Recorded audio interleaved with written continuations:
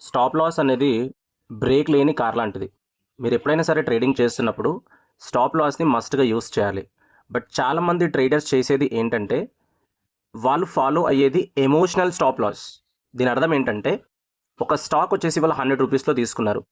వారి యొక్క stop loss వచ్చేసి రూ. 80. రూ. 80 వాళ్ళు అనుకునేదేంటంటే, రూ. 20 పడింది కదా! ఇంక నుండి రివర్స్ అవుతుందేమో అని. సో, అక్కడికొచ్చినప్పుడు వాళ్ళు స్టాప్ లాస్ పెట్టరు. వాళ్ళు హోల్డ్ చేస్తా ఉంటారు. అప్పుడు ఏమవుతుందంటే స్టాక్ వచ్చేసి అది 70కి వెళ్తుంది. 70కి వెళ్ళినప్పుడు చాలామంది అనుకునేది అరే 80కి వస్తే అమ్మేద్దాంలే అనుకుంటాము. అది 50కి వెళ్తుంది.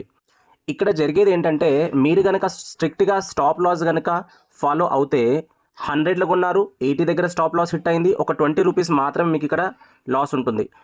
లేదు అలా కాదు, నేను ఇంకా వెయిట్ చేస్తాను, నా ప్రైస్ వస్తుంది అంటే 100లో ఉన్నటువంటి స్టాక్ 50కి వెళ్తుంది. ఇక్కడ ఏమవుతుందంటే స్మాల్ లాస్ నుండి ఒక బిగ్ లాస్‌కు మీరు కన్వర్ట్ అవుతుంది. సో, స్మార్ట్ స్టాప్ లాస్ అనేది చాలా చాలా ఇంపార్టెంట్. ఎమోషనల్ స్టాప్ లాస్ అనేది మనం అవాయిడ్ చేయాలి.